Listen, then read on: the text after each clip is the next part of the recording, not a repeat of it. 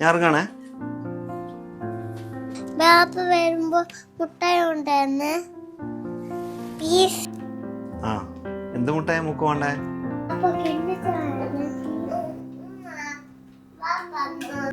ഇല്ല മോളെ, വരാനാവുന്നേ ഉള്ളൂ.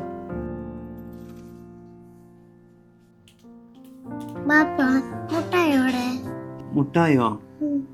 അപ്പൊ മറന്നുപോയല്ലോ.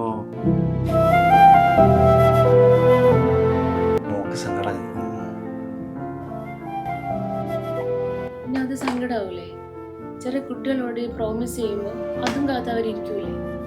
പാവം, അവൾ ഇതുവരെ സമയം നോക്കിയിരുന്നതാ. സേനബാ, ഈ ഡ്രസ് ഇട്ടേ നമുക്ക് മുട്ട വാങ്ങിക്കാൻ പോവാം. ചില പ്രോമിസുകൾ നിറവേറ്റാനുള്ളതാണ്.